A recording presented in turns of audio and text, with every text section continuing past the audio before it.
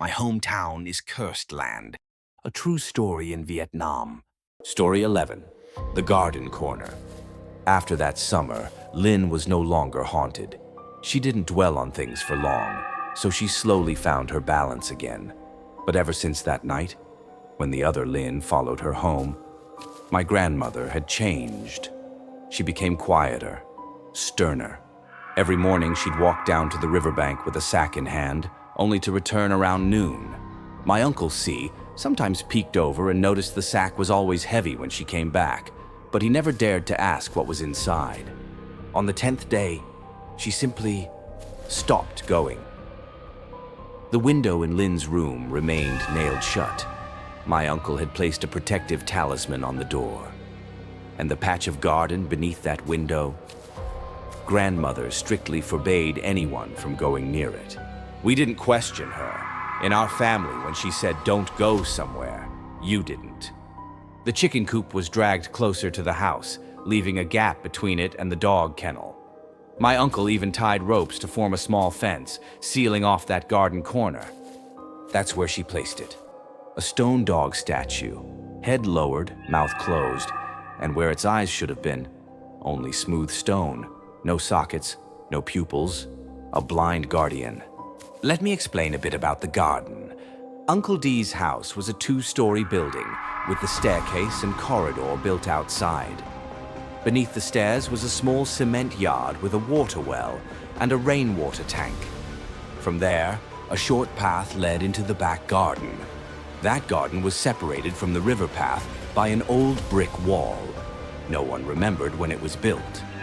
The garden itself was simple: a starfruit tree and 3 banana trees planted right at the corner by Lynn's window. Not long after the stone dog was placed there, something strange happened.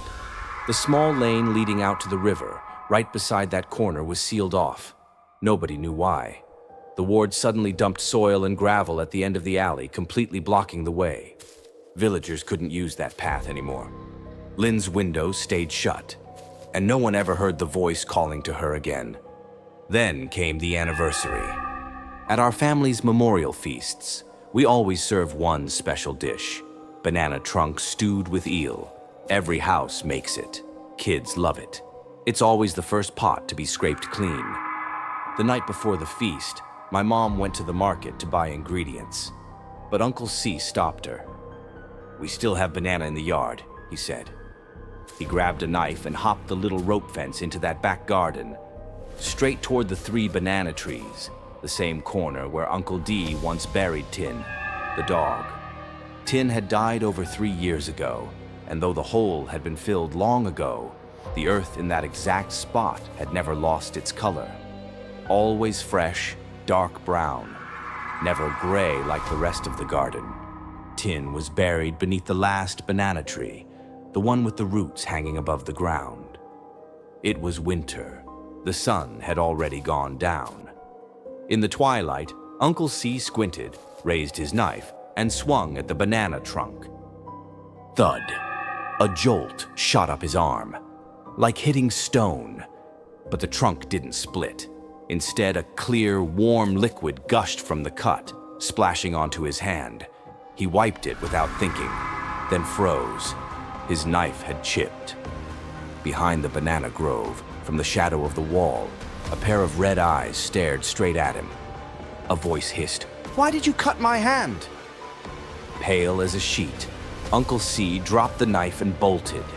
He was shouting when he reached the house, trembling.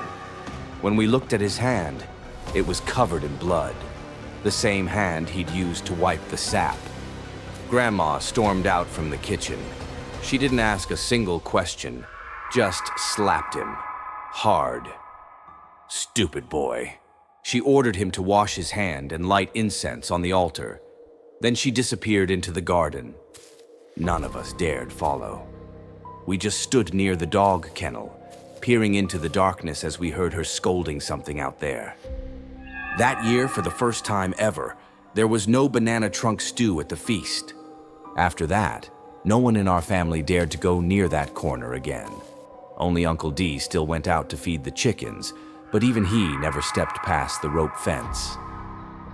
Weeks later, Early one morning, Uncle D opened the chicken coop as usual. The rooster didn't crow. Instead, it flew straight up onto the rope fence. Annoyed, he chased after it. As he grabbed it, something strange came over him, a suffocating heaviness. The rest of the animals fell silent. The chickens stopped clucking. The two dogs went still. Even the cat on the stairs froze. All of them stared at him, eyes wide, unblinking. He looked down. The rooster squirmed in his arms, and there, between its claws, was a pulsating red lump, like a small blood-soaked puppy. He dropped the bird and ran. After that, no one lingered near the coop again. And in that corner of the garden, the blind stone dog remained, silent, watching. Story 12. The Lodger. After my grandfather passed away, my grandmother built a small tile-roofed room in the courtyard behind my Uncle C's house. His house was the first one on the left when you entered our family property. Uncle C was the smartest of the four siblings, always top of his class. But at 18, he suddenly dropped out of school and vanished to do business. Back then, he made his way to the Soviet Union to trade goods. At the time, anything from the Soviet Union was precious in Viet Nam. A Soviet iron or a metal bucket meant a family was well off. After a year, he started making money. I don't even remember what he traded exactly, but every few months he sent back money and some goods like irons and rice cookers. 3 years later, he returned home with some savings.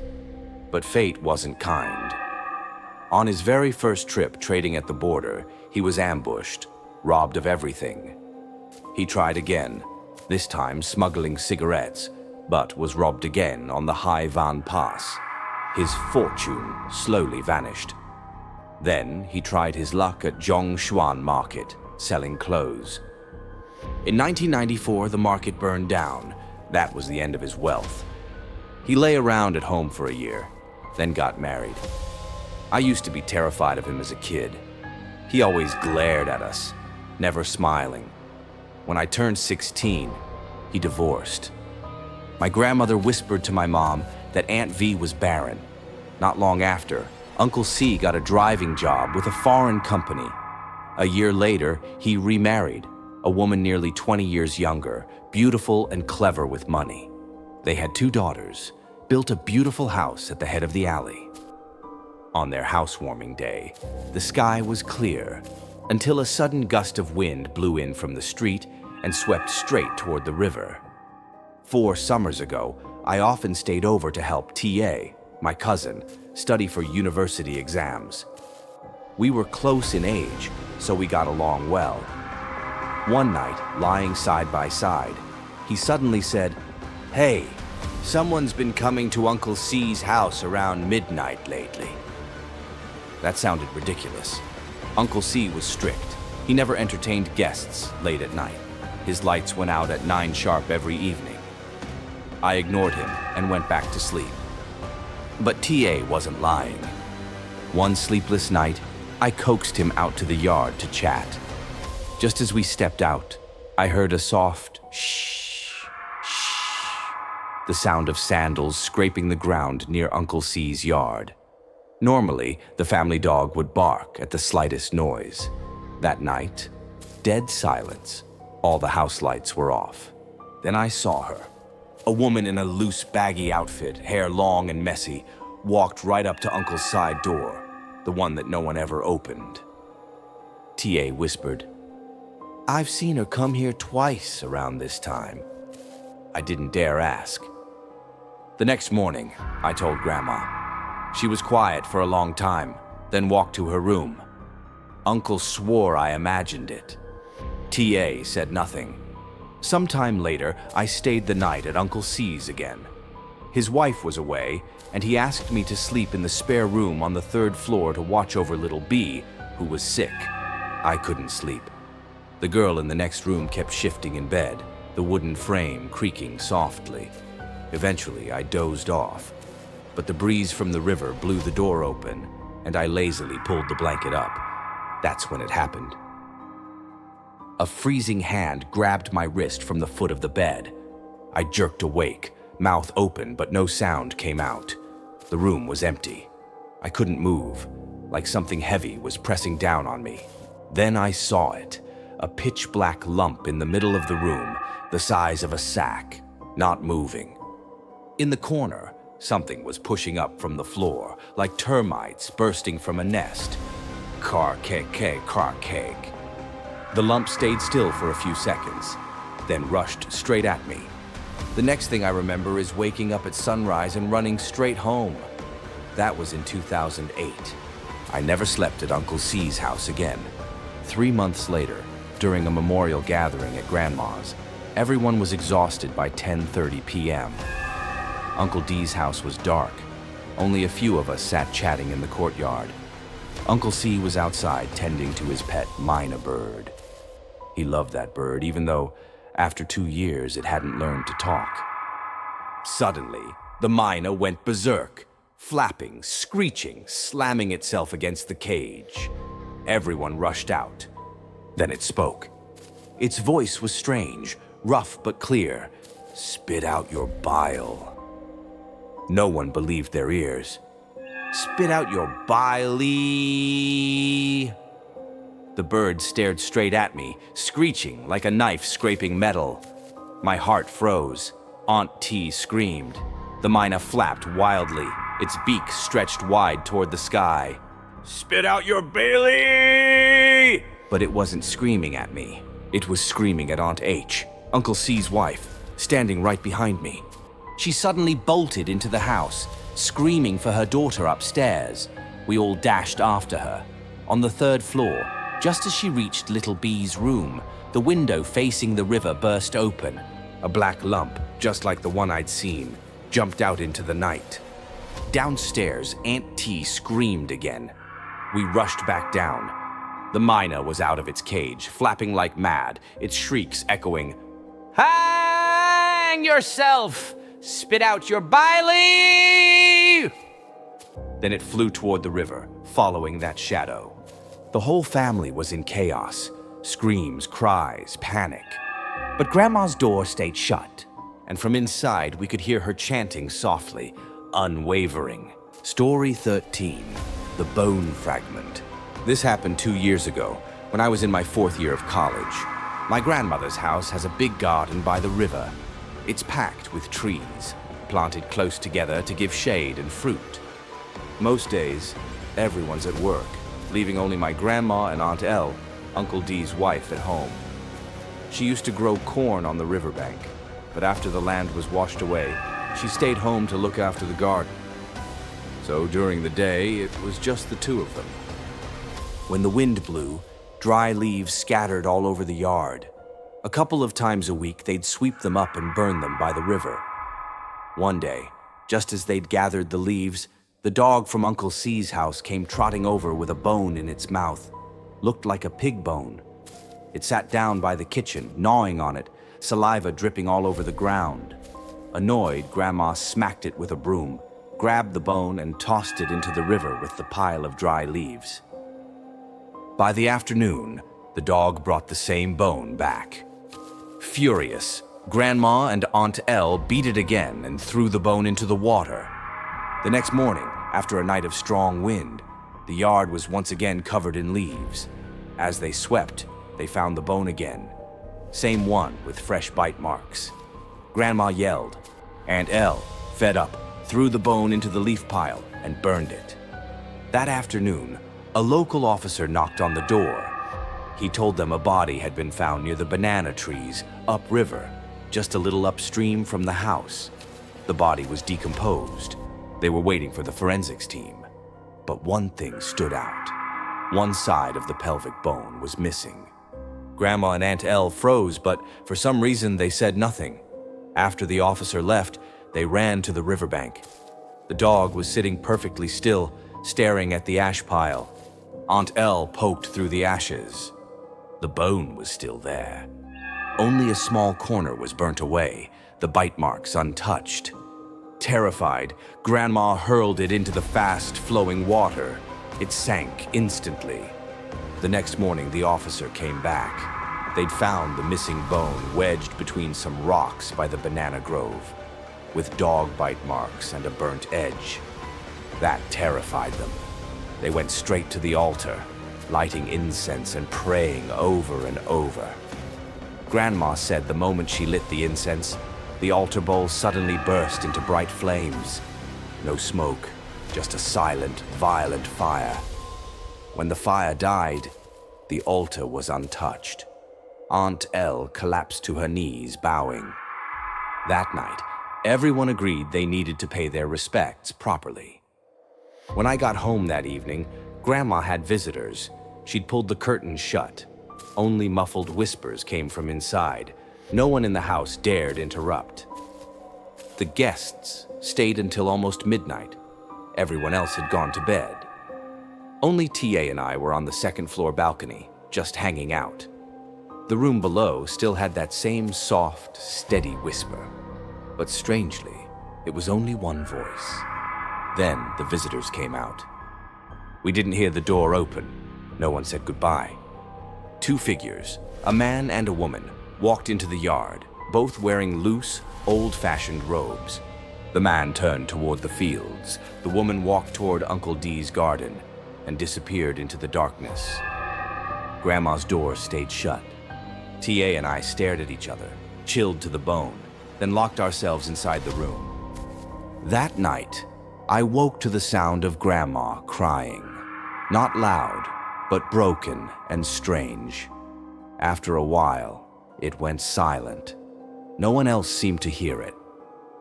In the morning, I found Grandma sitting alone at the tea table. Her hair was a mess. She said that right after she lay down last night, the mosquito net started to shake. A strip of black fabric brushed against her face, tapping over and over. She sat up, opened her eyes. Nothing. Just the dim altar lamp flickering. Then the window creaked open. Someone climbed in. One leg dragged against the floor, limping toward her bed. Grandma fell to her knees, sobbing, unable to scream. The figure stood there for a moment, then vanished. She stayed awake until sunrise. Later, when she went to the commune office, they said the victim's family had come to claim the body. But the fear in her eyes didn't fade for weeks. Story 14.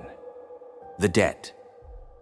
They say some debts in life are easy to repay, but there are debts that can never truly be settled, especially the kind owed between the living and the dead. After that night, when the limping figure entered her room, my grandmother changed completely. She became distant, barely speaking to anyone. If we asked her something, she'd just give short answers. Most of the time, she locked herself in her room, cooked alone, and sometimes didn't step outside for days. My family started to worry. We thought maybe she was sick, or her mind was slipping like some elderly people. But she was healthy, just paler and quieter than before. During that period, she often went to visit my grandfather's grave.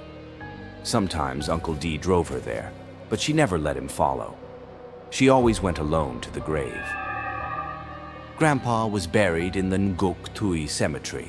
From the dike, you turn right down a slope, past the local middle school, and by the banyan tree stands the cemetery. Rain or shine, she visited several times a week. Uncle D said he saw her standing in front of the grave, crying her heart out, mumbling words no one could understand. When she walked back out, she looked exhausted, but strangely, her eyes seemed a little lighter each time. After about 2 weeks of doing this, she slowly went back to normal. But the stone dog that used to sit in Uncle D's yard had moved. Now it was standing in Grandma's starfruit garden. Cold, motionless, and where its eyes should have been, there was nothing but dark, scorched stains, like burnt incense had marked it. Uncle C, my other uncle, was a private driver for a foreign company's director. He left early, came home late, always careful, always strict about everything. He had driven for over a decade without so much as a scratch on the car. But then he got into an accident. A bad one. Broken leg, 4 fractured ribs, a dislocated spine. It happened at noon, on the Dyke Road near the cemetery slope. His car swerved out of nowhere and crashed by the roadside. When my family arrived, he was lying in a pool of blood, sprawled outside the car door, head facing the riverbank. He woke up that night in the hospital. His face was as white as paper, and then he started crying. He told everyone to call Grandma to his bedside, then made the rest of the family leave the room. We were terrified, so we pressed our ears to the door. When Grandma entered, Uncle's voice cracked. "Mom, does our family owe anyone a debt?" Grandma froze. She asked, why? Why, after all those years of driving on that same road? Did he suddenly lose control at noon like that? Why did the car show no skid marks, as if he hadn't even tried to brake? Uncle said, his voice shaking. When he was driving, out of nowhere, a horse cart came straight at him on the narrow Dyke Road. He panicked, swerved the car into the bank. He was fully conscious, but then the driver of the horse cart reached into the window, grabbed him, and dragged him out onto the road. The man was limping. His mouth opened unnaturally wide. His tongue was blood red, and he said, "I'll take back one leg from your family." Then the wheels of the cart rolled over him. Everything went black. Grandma ran out of the hospital in tears, caught a motorbike taxi straight home to Viet Nam. Uncle was rushed into surgery while drifting in and out of consciousness. This goes back to years earlier, when Grandpa saved a woman named N from drowning in the river. Saving a life is a good deed, but what came after showed that he had unknowingly owed 3 debts: to the beggar woman, to N, and to the river god. The river god doesn't allow anyone to take a life from his waters. If you steal a life from him, you must pay it back. That's the rule that every soul who lives near his river must obey. Grandpa knew that. But he was young then, and a man of the river. Saving her was instinct. When my mom was 12, a flood came. Bodies floated into the village. The villagers buried them all. One night, coming home from work, Grandpa found a man's corpse drifting near the dike. He yelled for help, jumped in, and dragged the body ashore. The corpse was bloated, stinking, tangled in floating branches. While pulling it in, the body's leg got caught on a log and snapped off. The limb floated away, gone into the river. Grandpa stood there, staring at where the leg disappeared, but something told him not to follow. He just slung his wet shirt over his shoulder and walked home. That was also the night my grandmother and her 5 kids saw the ghostly Chinese general, and Grandpa grabbed a knife and chased him toward the river. Later, the villagers told Grandpa something he didn't want to believe. When he left, the corpse had moved. They swore on their lives they saw it open its eyes and look toward the dike, where Grandpa was climbing up. He brushed it off as nonsense. But that year, when my mom turned 13, strange things started happening. The path to the river widened overnight. Every morning, people saw hoofprints on the ground. At night, there were rustling noises by the riverbank, growling, whispers, but no one dared step outside. The burial mounds flattened out on their own, erasing the graves of those drowned bodies. The village elders said it was a bad omen, a sign the river god was claiming a debt. They built an altar and prayed for 5 nights, but the growls continued. By mid-autumn, on a full moon night, my mom had just turned 13. The air was thick, heavy with something cold. Grandpa was on a night shift. Someone knocked on the door. Grandma opened it, but the yard was empty. A cold wind blew through the house and snuffed out every single candle. She rushed to lock the door. My mom clutched my uncles, terrified. From the corner of the room, a massive black shadow rose up, 2 glowing red eyes piercing through the dark. A voice rumbled, "You may bind my soul for now, but your sons will die without heirs." It pointed its finger toward my two uncles, then vanished. When Grandma ran to the altar, the incense on the Chinese general shrine had already gone out. The moon was gone, hidden behind a mass of thick clouds. Years later, when she finally told us everything, Grandma admitted she understood then. When Mom turned 13, the river god came to collect the debt Grandpa owed. The corpse that lost its leg was his doing, and Uncle C's accident was just the payment coming due. But debts with the dead are never repaid so easily. Story 15. The Mute Thief. Ever since Uncle C's accident, the one that shattered his leg and left his body wrapped in casts, he barely went out anymore. He was a sociable man, but he lived by strict rules. He never accepted visitors at night, especially not work-related ones. Most of his time was spent in his second-floor room. If someone came to visit, he'd entertain them briefly. If not, he'd just lie there reading newspapers. He didn't really get along with Grandma or Aunt Dell, so mornings in the house were silent. Sometimes my cousin T.A. and I would go hang out with him, so he wouldn't feel so isolated. He had a lot of acquaintances, but they were mostly business partners or co-workers, not close friends. Grandma said Uncle C had always been quiet and private since childhood. The few friends he did have were either gone abroad or scattered around the country, never coming back. But after the accident, something changed. He started telling stories from his childhood. He told us about his closest friend, the Mute Boy. Uncle C was different from Uncle D. Uncle D was brash, hot-tempered. Uncle C was quiet, calm. He never raised his voice, never argued with anyone. When they were kids, other boys would run wild through the riverbank fields, flying kites, stealing corn or sweet potatoes from the riverside farms, fighting just to pass time. But Uncle C preferred to sit quietly near the water, molding clay and sand with his hands. When he was 10, a man and his mute son came to the village. They didn't take land inside the village, but built a small shack on the riverbank. The father worked odd jobs. The son sat quietly all day.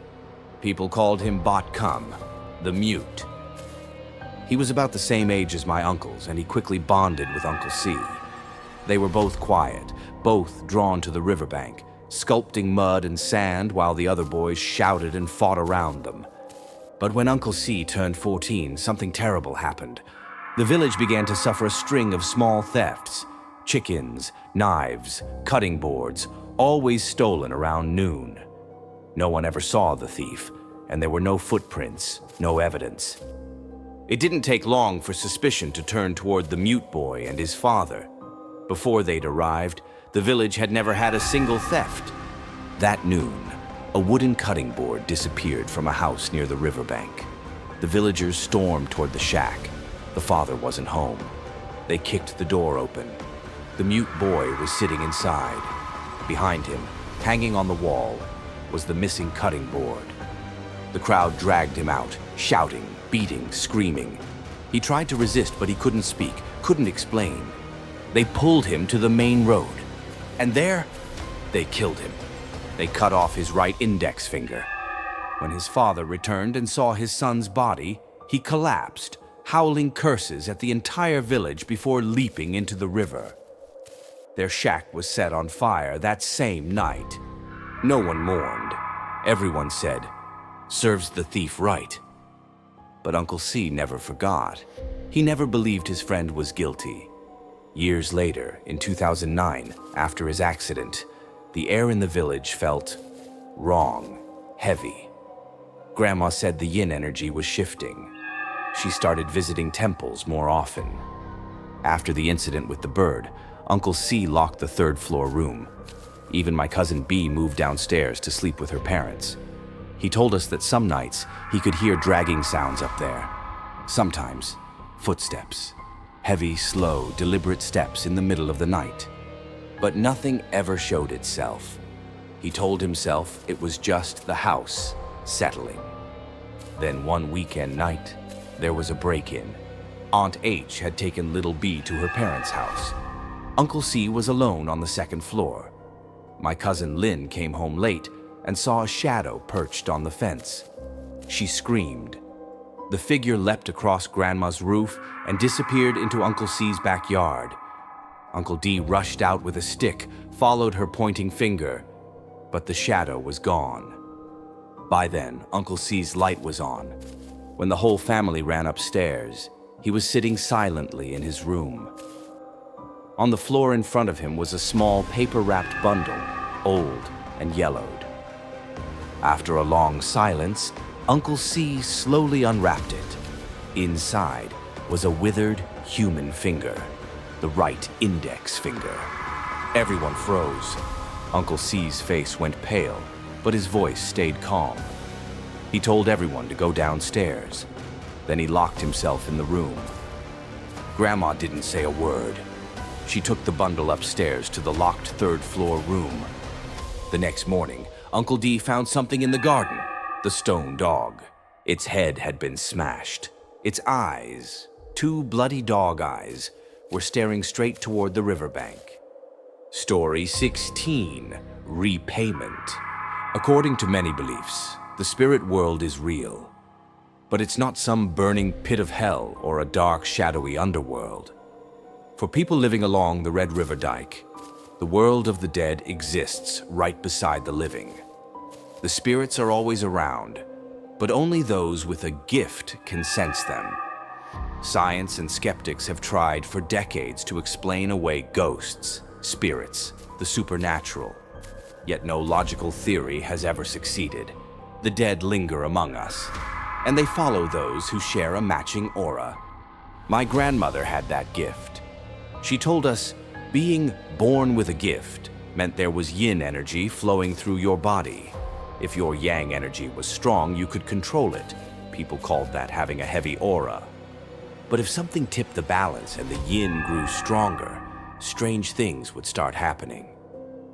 In 2009, the spiritual energy around the house shifted. That was also the year the strangest things began happening to us. Grandma started spending more and more time at temples, offering prayers. At home, the sound of chanting filled the air day and night. If she wasn't praying herself, she'd have a tape playing on loop. Namo Amitabha Buddha, Namo Amitabha Buddha, over and over again. That year, Grandma fell ill. Her knees began to ache with a deep, unrelenting pain. She stayed in the hospital for half a month, and the pain eased up. But the moment she returned home, the pain came back exactly as before. Her steps grew slower, stiffer. She limped and could no longer squat down. Before leaving for the hospital, Grandma had told my uncle and aunt to keep the chanting tape playing daily, with the speaker facing the back garden. 16 days later, she returned. The pain flared up again. She became quieter, more tired, sighing often. That same year, Uncle C had his accident. It was also the year the stone dog statue was moved to the back garden. No one knew who brought it there. Grandma just said, "It wasn't me." But something changed in Uncle C after the break-in incident. His mood lifted. He was suddenly more cheerful, eating well, sleeping better. The limp wasn't as bad either. Nobody asked questions, not even about the finger. One night when the power went out, everyone gathered in Uncle D's yard to cool off. Someone brought up the story of the finger. That's when Uncle D's expression darkened. He said quietly, "That was Bot's finger." Back when Bot, the mute boy, was killed, Uncle C and D were playing by the dike. When the shouting started, they ran with the other kids to see what was happening. Uncle D was slower. By the time he pushed through the crowd, a villager had already swung the knife. Blood gushed from Bot's head as his eyes locked on Uncle C. He couldn't scream. He just stared. After the villagers killed him, they dumped his body by the bamboo at the roadside and went to fetch his father. The kids scattered. D ran off with the others, part thrill, part terror. When he turned back, C was gone. Later that night, C came home, silent. Grandma asked where he'd been. He said nothing. Then he slowly pulled out a bundle. Inside was Bot's severed index finger. C told them he hadn't been afraid. When everyone left, he just felt sorry for the boy. He remembered seeing Bot's hand, what was left of it, pointing toward a patch of grass. He went there. The finger was lying in the dirt. Without thinking, he wrapped it up and carried it to the riverbank. Grandma panicked and told him to return it, but the body had already been taken downstream with the father, so he buried it beside the longan tree behind Grandma's house. The whole family fell silent after hearing this. Uncle D suddenly snapped, cursed, and stormed off with a shovel and flashlight. "I want to see what the hell this is." Everyone tried to stop him, saying it had been 40 years. The tree was gone. Floods had come and gone, but D wouldn't listen. He dug furiously at the old spot, cursing through gritted teeth, foam at the corners of his mouth. His wife screamed and tried to grab the shovel. He pushed everyone away, shouting, "Anyone comes near, I'll kill them!" The flashlight shook as the blade flashed. Then Grandma's voice cut through the chaos. She stood in the doorway, called his name sharply, and wrapped her arms around his waist. D's body went rigid, and then slowly relaxed. His eyes cleared. She told everyone to go to Uncle C's living room. "There's something you all need to hear." C sat there smoking, his eyes distant. Then he began to speak. That night, when Lynn screamed, he'd woken up. Someone, pitch black, silent, opened his door and walked straight toward him. The figure held out a bundle. As it came closer under the dim light, he saw the deep slash across its head and recognized him. "Bot." The boy stared at him for a long time. Then, to his shock, it spoke. "There are two evil spirits in your house." The gash on his head made a wet, hollow clicking sound as he talked. "One is the stone dog in the garden. It wants to kill your family. Don't bury the finger anymore. Use it to seal the evil." And then he vanished. After Grandma took the finger away, the strange noises upstairs stopped, but no one dared to go up there again. And as Grandma said that night, her voice cold and calm, "Only one evil remains." Story 17. The Well. Every village in northern Vietnam has its own river. For the people of Bac Bien, that river is the Red River. Generation after generation, the villagers have lived with its steady rhythm, its gentle ebb, and its violent floods. The river brings them life, and sometimes it brings them bloated corpses floating down with the current. That stretch of water carries its own quiet horrors. No matter how many lives the river has claimed, no one ever cursed it. They just learned which hours of the day to stay away. Like most rural homes, my grandparents' house had its own well. It wasn't just for convenience. It kept people from having to fetch water from the river at dangerous hours. My great-grandfather had built the house in a Western style. He believed well water wasn't clean, so he also built a huge rainwater tank in the garden. When my grandfather married Grandma, he and the villagers dug a well together. It sat in a small yard under the stairs by Uncle D's house, beside the dog pen, facing the back garden. No one ever understood why, but no matter the season, floods, drought, rain, shine, the water level never changed. It always stayed halfway up the well. And the water itself was strange. Even though it came from the river, every bucket they drew was clear, with no trace of muddy silt. Everyone thought it was a blessing, everyone except my grandfather. He never smiled when people praised the well. Grandma used to say, "The dead live among us. They walk beside us, they sit near us, they watch us in silence. Sometimes so close it makes your skin crawl." Haunted places are usually where spiritual energy is weakest. For our village, that place wasn't the cemetery. It was the riverbank, where the bodies of the drowned washed ashore after each flood. Every piece of land has its guardian. Every river has its god. That's what the old people used to say. 5 years after digging the well, in 1962, a village boy drowned. Back then, the garden was wide and open, full of banana trees and starfruit, and kids often snuck in to steal fruit or play hide and seek. One afternoon, the boy crept in to hide and fell headfirst into the well. His mother searched frantically that night. The villagers scoured the river until the next day with no luck. Then someone came to our house to rinse their feet, dropped the bucket into the well, and it hit something with a thud. When they pulled him up, the boy was already bloated. His mother tried to run to him, but the villagers held her back. According to riverfolk traditions, those who drown must be buried away from home. Mothers are forbidden from touching the body, but she broke free and threw herself on her son's corpse. That's when it happened. His body convulsed violently. Blood gushed from his mouth, ears, nostrils, and eye sockets, spilling into the well in thick, dark streams. After that day, no child dared come near our garden. The family stopped using well water, relying on the rain tank instead. But the tank sat past the well, and every night with a full moon, people said they heard a child crying, then screaming for help from the well. No one ever checked. 3 months later, Grandpa called the village shaman. They performed rituals for 3 straight nights. The voices stopped. He sealed the well with a heavy wooden cover. Years passed. No one really paid attention to it anymore.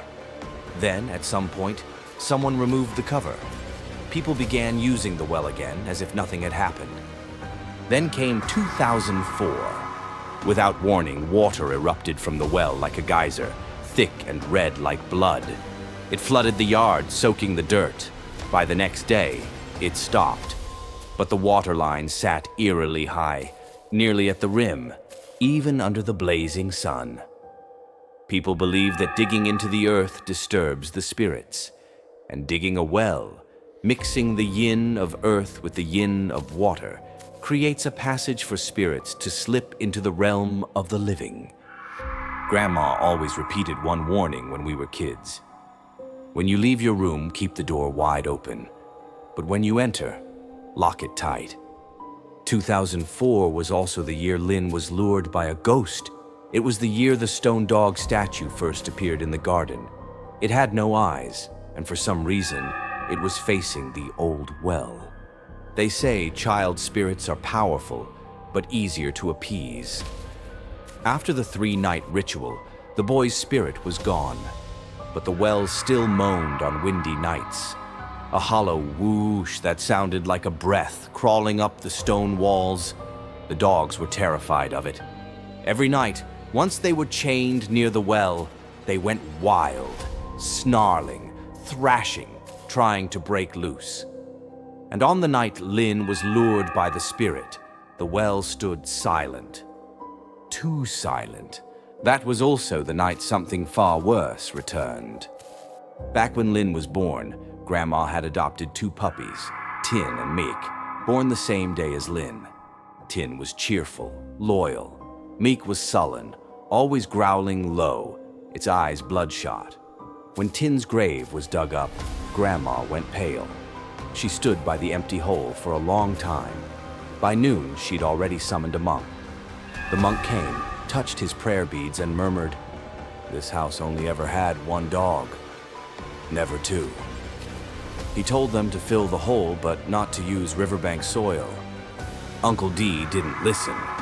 When Grandma and the monk went inside, he filled it in anyway with nearby dirt.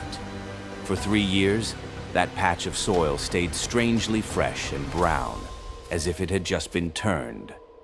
Then one night, stray dogs came, midnight, howling, circling the garden.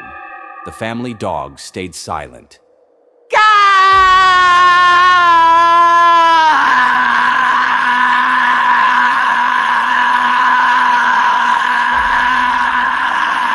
Three nights in a row, they howled, their voices rising and falling like wolves, snapping jaws, claws on wet earth. Each night, the sound crept closer to the walls. On the third night, the family finally went out. Dog tracks crisscrossed the yard, leading straight toward the bamboo grove by the river. At the grove's base, they dug, and they found them. Tin and Mike. Mike still wore the hat it was buried with, but its mouth was locked around Tin's throat. Thick, black blood seeped from its teeth. Grandma ordered them to burn the bodies and mix the ashes with clay, sealing the bamboo grove. The howling stopped after that. That same year, 2004, the well water bled red. Lynn was nearly taken twice, and Grandma began walking to the river every dawn for 10 straight days. Then she stopped. A stone dog statue appeared in the back garden. This one had no eyes. The monk returned. Seeing the fresh brown soil where Tin had once been buried, he scolded Uncle D furiously. He stayed overnight, chanting with Grandma in the garden. The next morning, he told Uncle D with a grim face, "Your mother raised a cursed dog.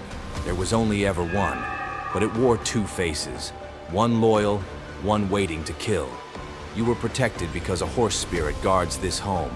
Without it, you'd all be dead by now." Grandma mixed the ashes and clay from Tin and Mike, molded them into the stone dog, and placed it in the garden to trap the spirit from escaping into the river. She removed its eyes so it could never see or harm anyone again. For a while, things were quiet. Then the energy shifted again. Grandma grew sick, and one day, the stone dog was no longer facing the well. Someone, or something, had moved it. Story 18, the final chapter. After the night the stone dog statue was smashed to pieces in Grandma's garden, the strange things around our house finally began to fade. No more eerie howls by the river. No more voices calling from behind Uncle D's backyard. That very night, my uncle stuffed the statue's shattered body, along with its two blood-stained eyes, into a sack and threw it into the Red River. The water turned a murky crimson as it swallowed the sack whole, foamed white, then went still. About a year later, the city launched a new riverside development project. By then, the stretch of land behind our house had nearly disappeared. Only a narrow strip of muddy bank remained. The river had crept closer and closer, swallowing the bamboo grove and the old patch of ground where countless drowned bodies had been buried. Now those corpses were deep underwater, never to float back up again. The day they started laying the stone embankment, the whole village buzzed with excitement. People whispered about rising land prices, about fortune coming with the new project. Heavy trucks rumbled day and night, pouring boulders into the river bank. Where the bamboo grove once stood was now a long stretch of white stone, extending as far as the eye could see. Construction workers set up their camp near the water to work faster, but the villagers said the stone embankment was stealing land, not just from the living, but from the spirits of the river. And they weren't wrong. Night after night, the sound of splashing echoed through the darkness, followed by bursts of playful laughter. Everyone in the village knew better than to look. Soon after, the workers stopped working at night. No more bulldozers, no more dump trucks. Things went quiet after that. No ghosts, no strange happenings. For the first time in decades, the house felt almost normal again. Then Grandma got sick. Her knees flared up again. Each step was painful, but she seemed calmer than before, almost at peace. Our family had a habit of staying up late. Most nights we gathered in Uncle D's courtyard, drinking tea until well past 11 p.m. That night was no different. A cool river breeze rolled in, soft and chilly, making the air light and easy. Around 10:30, Grandma got up, rubbing her knees, and headed to her room to rest. Her room sat about 20 meters from Uncle D's house. She slid open the door and stepped inside, reaching for the light switch, then froze. Her body stiffened. Not a single sound came out of her mouth. From the courtyard, my family saw her standing motionless and rushed over. Grandma stood at the doorway, trembling, pointing toward the narrow gap in the door. Two glowing red eyes stared back at her from the darkness inside. Uncle D kicked the door open and charged in. A dark figure leapt through the window and bolted toward the river. Uncle D wanted to chase it, but Grandma grabbed his arm with a strength no sick woman should have had. Her face was white as chalk. She panted heavily, eyes wide, and whispered, "This spirit, it's been in our house for a long time." Then she fell silent. Her gaze drifted to the river, quiet, distant, filled with something like sorrow. No matter how much we pressed her, she didn't say another word. Outside, the red river churned, dark and violent, slamming its waves against the new stone embankment. Thud, thud, thud. The same river that had taken so much had never truly let go.